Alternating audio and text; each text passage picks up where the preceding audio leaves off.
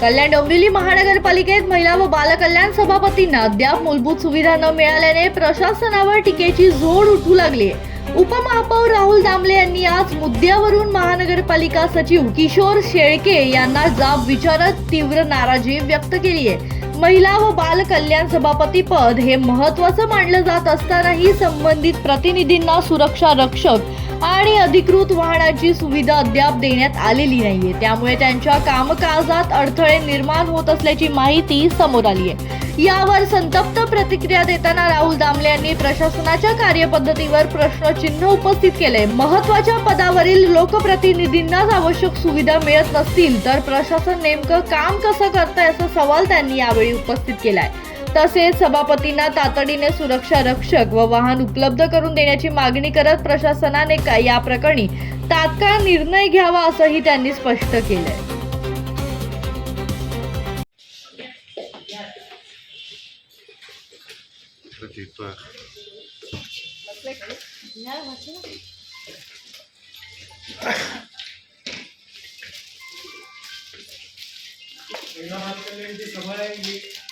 एक मिनिट बैठो हम कार्यक्रमाला होतो सभापती मॅडम माझ्या बरोबर होत्या।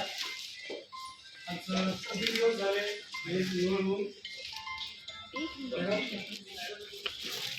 एक महिना होऊन आपल्या सभापतीला आपण गाडी देऊ शकत नाही। एकदम चुकीचं आहे। मी माझा गाड सोडलाय।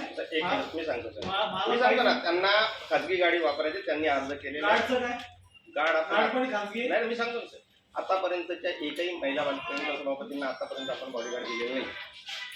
अरे आपण उपायुक्ताला गाड द्यायचो तो म्हणजे त्यांना मी असं सांगू नका काहीतरी मला सभापती आहे त्याला गाड पाहिजे।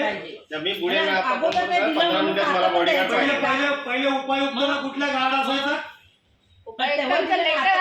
पहिले कुठल्या उपायुक्ताला गाड असायचा मला सांगा। गाडीचं दिलंय पहिले ऍडिशनलला असायचं आणि कमिशनरला असायचं। उपायुक्तांचे कार्ड लावीन।